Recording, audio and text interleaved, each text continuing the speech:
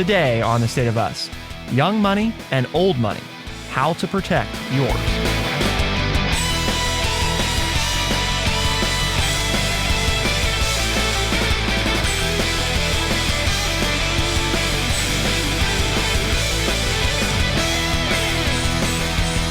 Welcome to The State of Us. I'm your host, Justin T. Weller, joined today by the one and only, your friendly redneck liberal and the senior resident historian here at True Chat, Mr. Lance Jackson.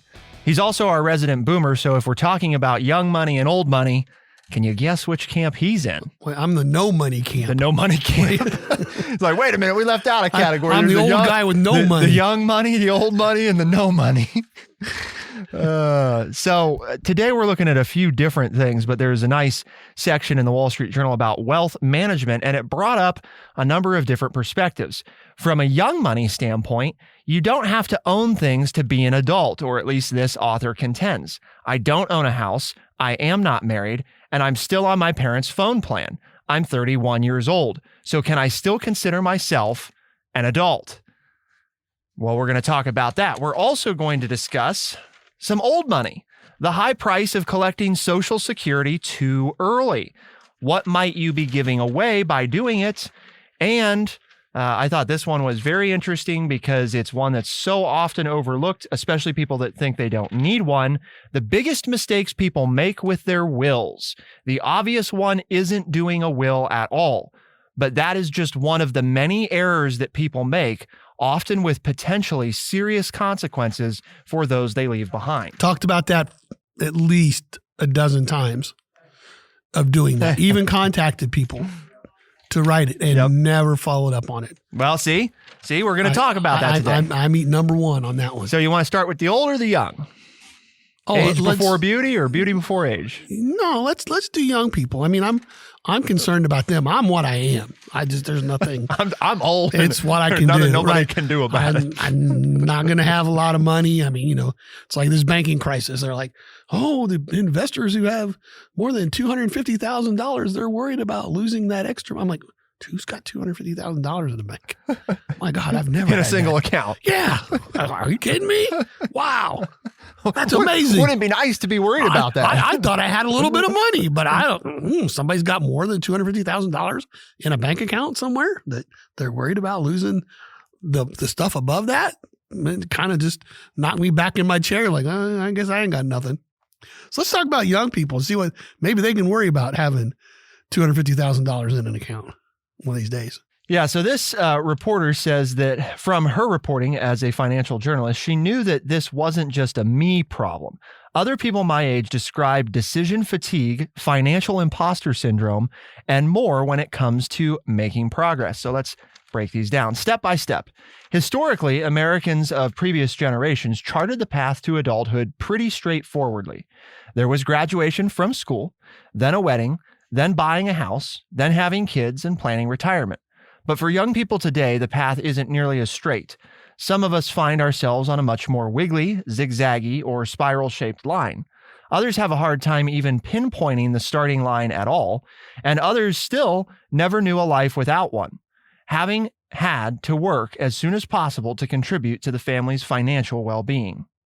Rising prices, recession scars, and stagnating earning power forced many of us to postpone or reimagine these quintessential milestones.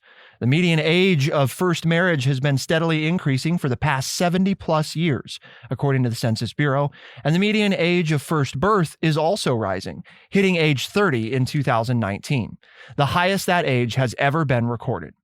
At the same time, as younger people haven't been able to find smaller, more affordable starter homes, the age of the first-time buyer shot up to 36 years old in 2022, 3 years higher than it was in just 2021. What do you think, Lance? Things are changing. They're changing. Yeah, I mean, We've talked about that a lot. And, I just, the biggest thing that I was thinking about is, when did it become, because I joke with my daughters all the time, they'll talk about the adulting that they're doing. I'm not sure anybody ever told me that I was adulting. It was just, you decided to get married, you fixed the problem. You decided to go back to school. You figure out how to pay. I mean, we never called it adulting. It was just what we did. So that's the first takeaway. I think adulting is a millennial trend. I mean, in terms of it's like in terms of naming it, exactly, of naming what's going on. Yeah.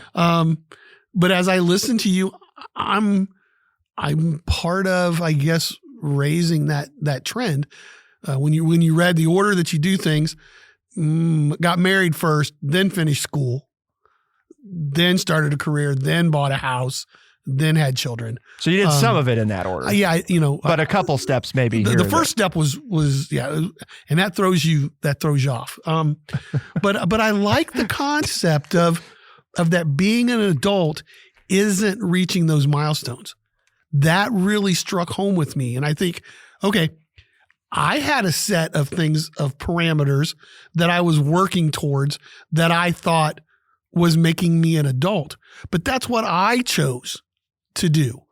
I didn't necessarily feel like society was pressuring me to do that. We were married for 5 years before we had children. And then it wasn't until my wife was pregnant with our second child that we decided it was time to buy a house, So again, I didn't succumb to, oh, you're married, like my parents, they were married and a year later they had me, and then they had to figure out what they were going to do, then, and so on and so forth. So I think each generation needs to figure out for itself what that adulting means, because mine was different than my parents. My parents didn't own a home until they had 4 children, and I was starting 7th grade as the oldest, so they didn't own a home until their mid-30s. So I think all what the article means to me, it just points out that every generation has to, and every person, I'll even break it down even further. Every person has to figure out what, air quotes here, being an adult means to them. Well, a little history, because we know Lance likes it. Kelly Williams Bro introduced the world to the term adulting with her original blog and 2013 book called Adulting: How to Become a Grown-Up in 468 Easy-ish Steps. There you go. However, she says today, the temptation is if I check off all these boxes, I'll be happy. Whatever it is you personally don't have, that is the marker of adulthood for you. I feel like being an adult is when you have kids. And guess what? That is because I don't have kids. In other words, her point is one of the tendencies and one of the things that causes consternation amongst people growing up and deciding, am I really an adult yet? We all do this, right? It is a bias to the things that we're familiar with. And if people around us, for example, all have kids and we don't have kids, then the assumption is, well, I'm not an adult yet because I don't have kids, right? Or maybe, again, the inverse of that is, well, everybody around me rents, but I own a home. So am I more of an adult than them, or am I doing something wrong? It's that, again, that point of we try to measure based off of what is or isn't working for other people. Right, we compare ourselves to others. And yes. that's why I like the author of this article that we've chosen to start the show with, says being an adult is when you care more about something or someone else than you do about yourself. And I think that's a great definition. Now, I got married, so then I had a spouse. So I began to care about them and sacrificing for them more than I cared about myself. That's when I became an adult. But that was just the event that made me do that, whether it's having kids or buying a house or finishing grad school or caring about the people that you work with. Like you get into a care kind of job, as a teacher, nurse, doctor, whatever, and you sacrifice yourself for the benefit of others. I like that as the definition of entering adulthood, because we work with a lot now. I work my whole life with teenagers. You're working with them now for the first time in your life. And that to me we always used to call it maturity. It's like, well, all you cares about is yourself. Well, yeah. Okay. Well, when you mature, you'll learn that you start to put others in front of you. And the immature, air quotes again, person says, no, I don't. I'm always just going to care about myself. And I think there are a lot of older people in their 20s, 30s, and 70s, 60s and 70s, who are that way. They only care about themselves. Have they ever really become an adult just because they had children and bought a house and had a career?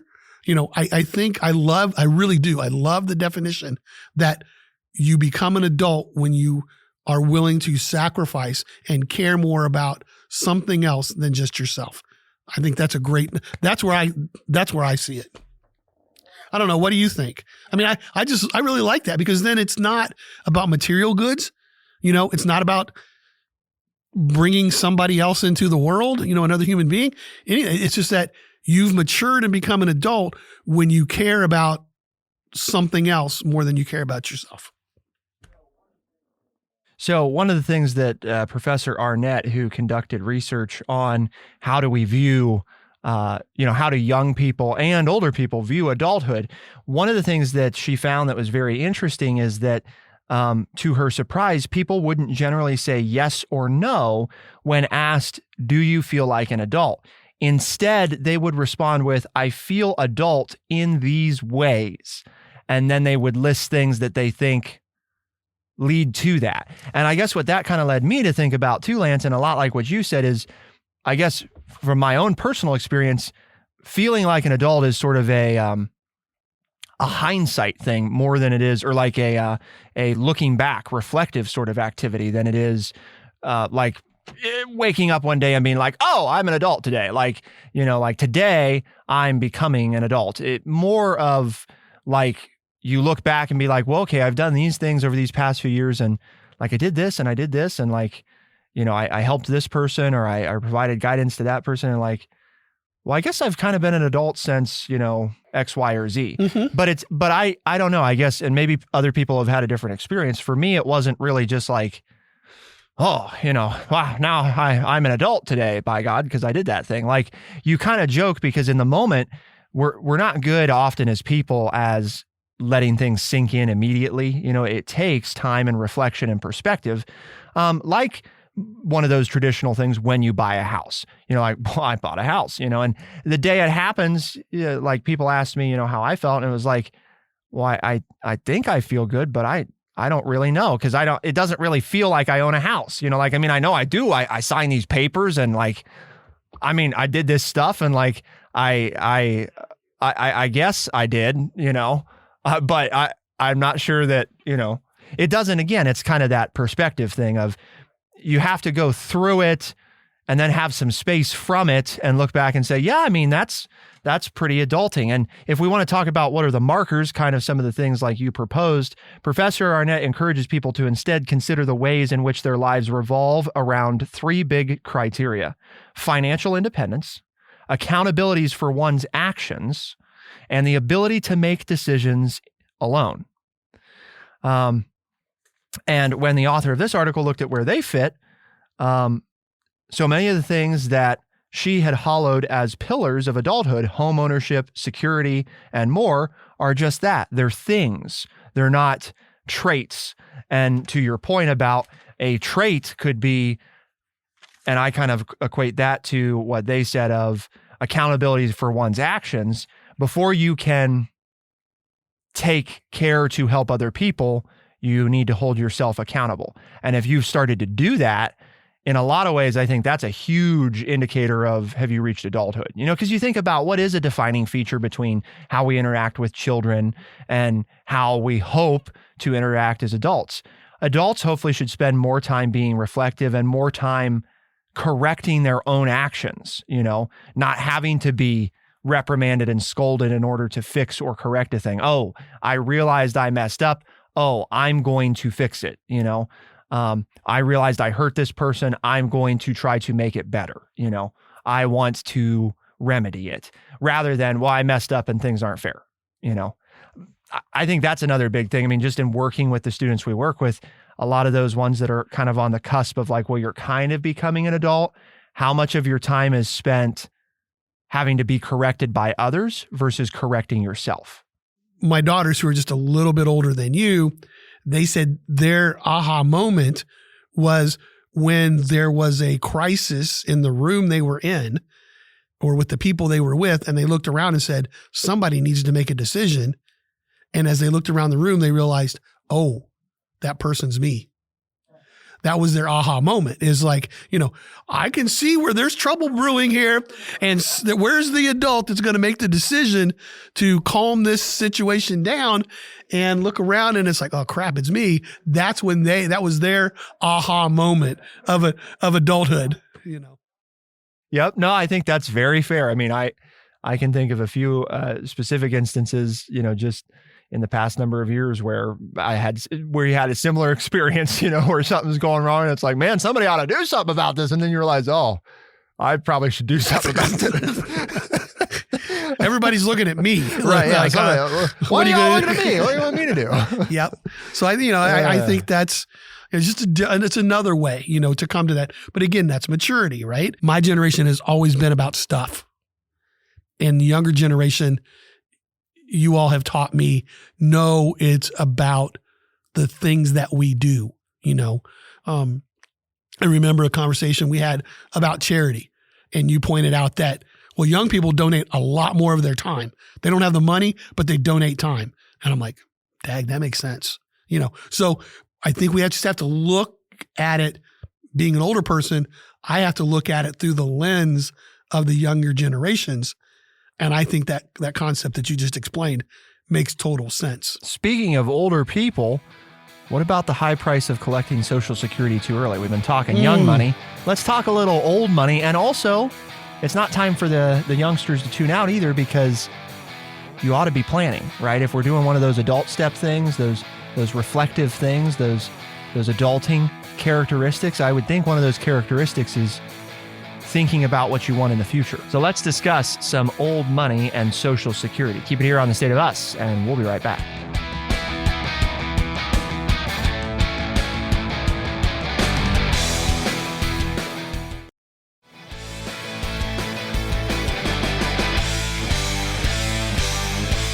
A recent study funded by the Federal Reserve Bank of Atlanta found that retirees often give up tens of thousands or even hundreds of thousands of dollars by taking Social Security benefits too early.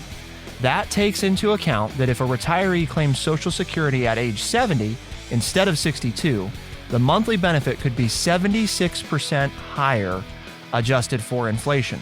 This affects every earner who's eligible for Social Security, from the highest to the lowest, but the biggest benefit is felt among those in the bottom 20% of incomes who could increase their earnings by 15% or more. So basically, Lance, I mean, this is something that's coming up in your life, right? That you're having to start thinking about. I heard from the Social Security Administration this week, sent me a little mailer and pointed out that here in the next few years, at the age of, when I reach the ripe old age of 67, I'll be able to start taking Social Security benefits. And again, you can take it before then, but that's when it would mature to its fullest. I mean, that's when, they would say, okay, at this point. But you point out that if you let it sit past that, like I could take some now, but I would get a lot lower amount. But if I wait past 67, the longer I wait, the more I could take in. But I think, the other aspect of this is you wait if you can, but if you need it, you've got to take it, right? I mean, if that's the way it all goes back to that planning stage. How much do you have? What's your current life situation? Is somebody sick? Is there something you want to do? Those kinds of things, you have to factor it in. It's not just cut and dry. Well, you'll make more money if you wait till this. I mean, and that's, maybe that's not common sense, but it is to me. It's like I have investments that I made when I was younger, and, it's like, okay, now I've reached the age where I can take them out, and, I have to pay taxes on them. But the longer I let them stay in, the idea is the more money there'll be later on if I wait to take some of it instead of taking it now. And Social Security is the same way. So, I mean, I think that's the way, even if you leave your money in a savings account and it's earning interest, if you don't take it this year and you don't take it until next year, there's going to be more money in there next year because you've earned interest for another year. So I think it's common sense, but people don't stop about that. Like, oh, I've waited for this my whole life. Let's just take it. And this is just pointing out sometimes you're better off, depending on your situation, to let it sit there for a couple more years because you'll benefit on the back end. The Wall Street Journal article tells us if it's no secret that waiting to collect Social Security pays off in the long run, then why don't more people do it? Because one of the things that it talks about early in the article is such a small percentage of people wait to take it until 70. One big problem is that it can mean taking a financial hit in the short term. The authors of this study found that 47% of households would have to reduce their spending in the near term if they postpone collecting Social Security. One solution, according to a professor, might be for the government to consider allowing people to collect a portion of their Social Security benefits early and another portion later on so that they could receive the higher payout down the road. Another issue is that I don't like that, but okay. Is that many retirees don't account for the value of Social Security benefits over a 30 or 40 year period, thinking that they will not live that long. Mm-hmm. Financial experts and even guidance on the Social Security website recommend that retirees use average death rates to estimate the value of their Social Security benefits. But the professor for this article says that using averages is highly irresponsible. It's important to think about how long you could possibly live. If you expect, for example, to live to be 100 years old, maximizing benefits becomes even more essential. And complexity is another big problem for folks. Optimizing Social Security benefits is like thinking ahead 15 moves in a chess game. The biggest thing we can do is we can use a Social Security calculator.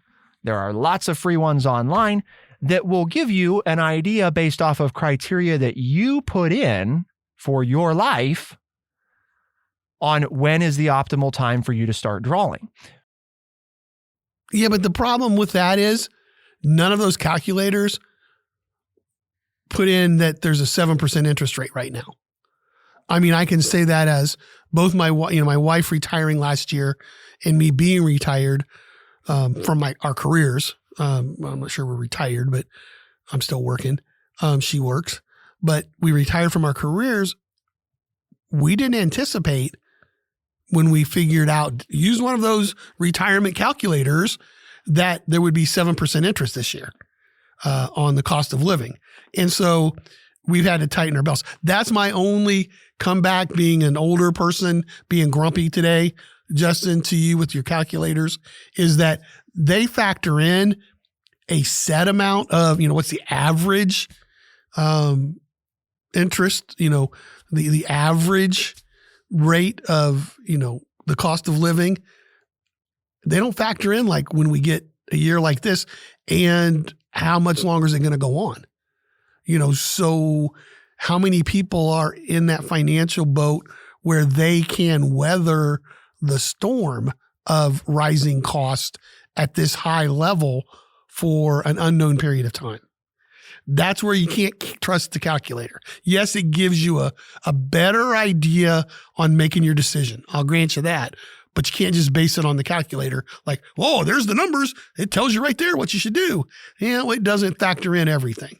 Yeah, well, and I think one of the biggest things the article points out that I think is something that people often overlook is so much of the guidance is based on average life expectancy.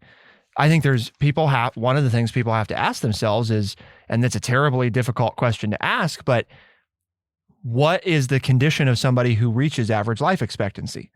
Am I in about that condition, in better or worse condition? Because the average is just that. It's the average, If you're, for example, well, you might say, well, I'm maybe just a little better than average. Well, if a little better than average means you're going to live an extra 5 years, that could really impact, what do you want to be living like those last 5 years, And how much assistance are you going to need those last 5 years? But see, You know? then you're like me, and this is where my daughters just can't stand when I talk like this. It's like, well, I'm surprised I'm still here.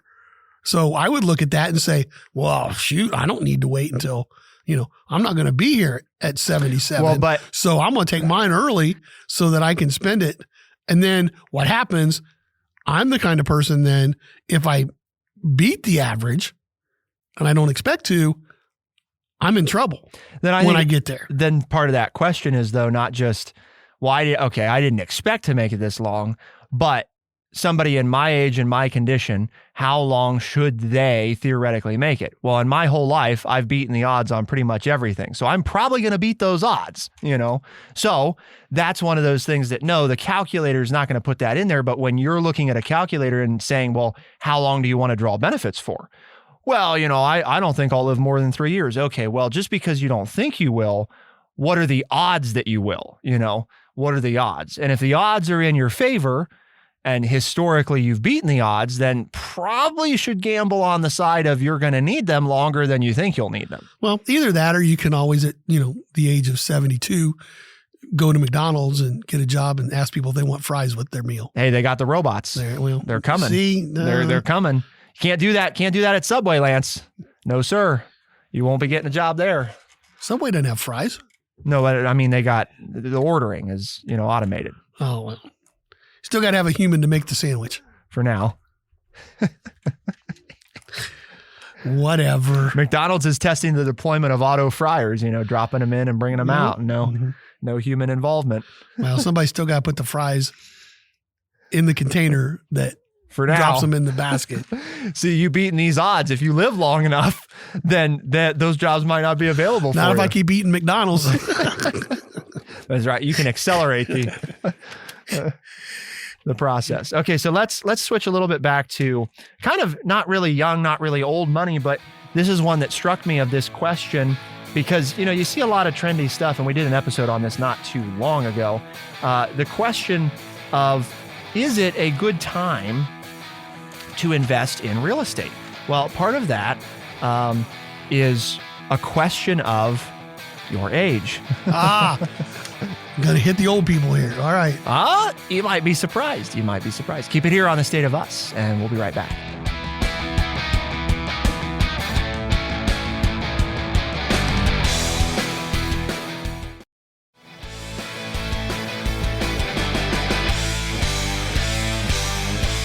When we think about buying property, especially if you're not already somebody that owns, a portfolio of properties, you might think some about, well, I have to have a lot of money to buy property, right? Or I have to borrow a lot of money to buy property. If you're risk averse, the borrowing may not seem like something you want to do. However, if you're not risk averse, or maybe if you're risk averse but you have a lot of money, then you might consider, I'll just buy it with cash. I want to wait until I can pay cash. One of the very interesting things that we pulled from this article, this section of the Wall Street Journal, was that buying with cash can actually be riskier than using leverage. Did you catch that? Buying with cash can actually be riskier than using leverage. Well, what do we mean by leverage? We mean other people's money. And you might say, well, how is that? Because if I use somebody else's money, I owe them back. If I use my money, I don't owe anybody but me. Well, listen, here's how it's broken down. For instance, you could buy $100,000 property outright for cash, right? Or you could make $25,000 down payments on 4 properties. With the latter, the risk of vacancies or of a tenant not paying rent properly is reduced substantially because of the diversification. There's the word, right? You diversify, you're not putting all your eggs in one basket, as the old people would say. You've got 4 places that could rent. If you only have 2 of them, then you're probably able to make the payments on all 4, and so, and the end game being, if you only buy one place and it's yours, if it's empty, you're not making any money off of it. And at the end of 25, 30 years, you only own one place. If you put the 25 down on 4 places, and historically you can only keep 2 2.5 filled every year. You've got 48 months. So, over 12 months for 4 of them. So you keep them full 30 months, right? You've got some income that's paying for them. And at the end of the mortgages, you own 4 properties instead of 1. So yeah, people don't think about it that way, but the people who get rich off of owning real estate, that's the way they think about it. The other thing I think that's important to bring into play for younger people is, deciding how much risk can you tolerate? And it's not just younger, but older people, and the type of risk, okay? Because that's really important too. When you're younger, you should be willing to tolerate a larger risk. You have more time to correct mistakes and to set your financial future on track if you do. At the same time, when you're young is also one of the most critical times to take those risks, because the longer you wait, the less return you can expect. One caveat, though, and I thought this was very apt, is that explaining that often people in their latter years, retirees who historically haven't invested in real estate, decide that they're now too old to do so. And the question of why becomes the way that we think about these investments. Historically, and this is kind of, we talked about this throughout the rest of the show, we measure adulthood in the things that we own, right? The possessions that we have. Well, I am going to probably die before I will have paid off this thing. Therefore, I should not buy this thing. Yep, I can see that. Yep. That is a very, very typical, and in a lot of ways, a very correct way of looking at it. But this goes back to one of the biggest things I think in the few properties that I've bought. And then when people ask me, well, what are you going to do with that? When I start talking about it, you start to realize, well, what are my motivations? Well, I'm not interested in the properties that I purchased. I'm really not interested in selling any of them anytime in the near future or ever. And you might say, well, wait a minute. If you're not ever going to sell it, then why would you buy it? Here's a bigger question. I spoke to a local young couple, and they're about 38 years old, Lance, between the two of them, average. One's a little older, one's a little younger. So they're one of them's like just barely not a millennial, and one of them's an older millennial. And the interesting thing that I was told by them, they have over 100 rental units currently. Okay. So by a lot of standards, they're like, I own nothing in comparison to them. What are you doing? You have to have a ton of debt. Yeah, we have a ton of debt, Well, aren't you worried about not getting to pay that off before your children are going to be saddled with this? They have 2 young children. No. Well, what do you mean? We're not doing it to give them free assets. We're doing it to give them dependable cash flow. Very important distinction in why you're doing the thing you do. Right. What's your goal? Right. Because that is very different. If I'm buying something and my goal is to give it to somebody else, no strings attached, well, then yeah, I better be able to pay it off.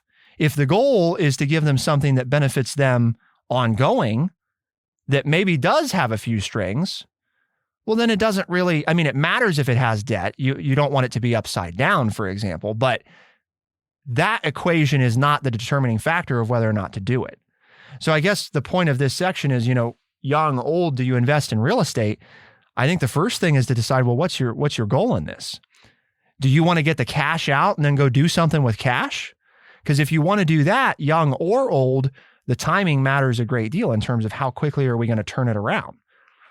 If that's not the goal, if the goal is dependability or stability, ironically, the dependability and stability question then relies far less on whether or not there's debt attached.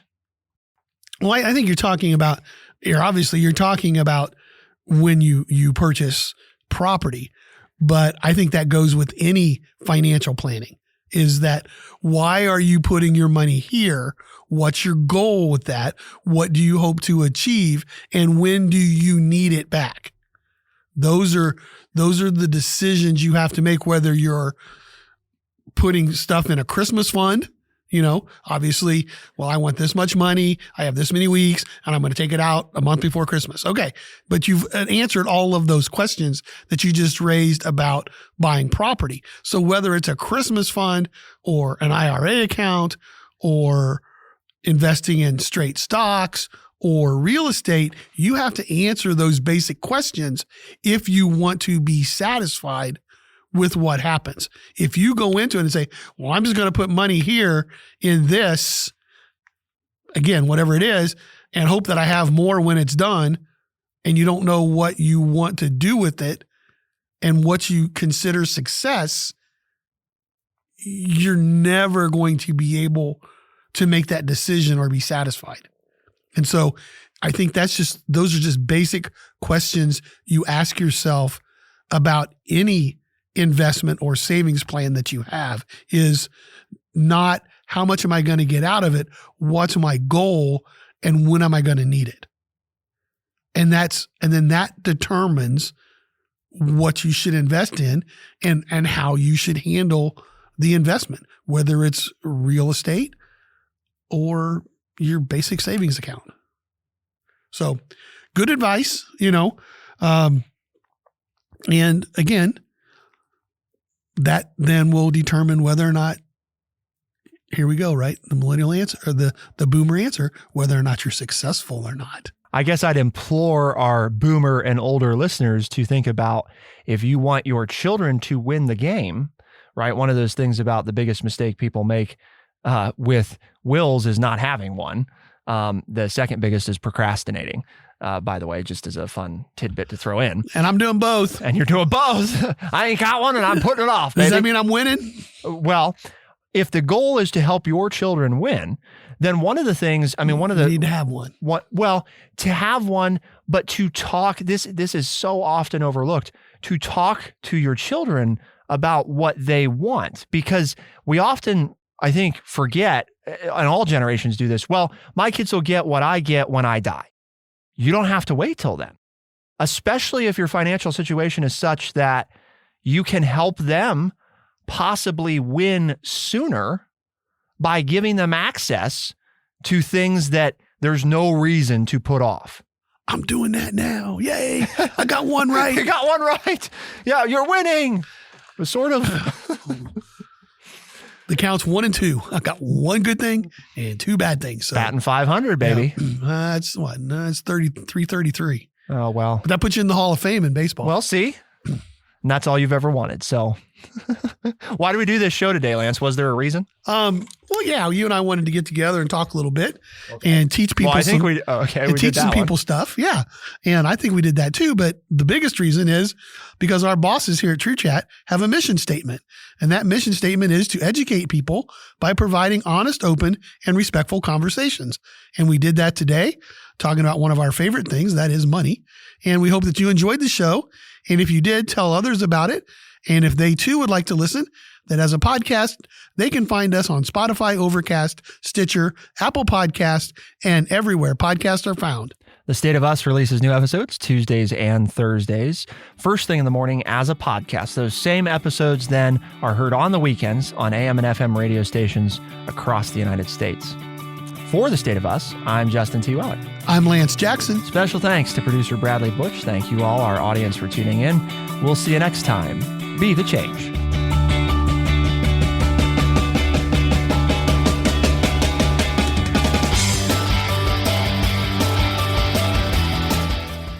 Be sure to check out our website, thestateofus.org, for books, articles, and all the ways to tune in. thestateofus.org.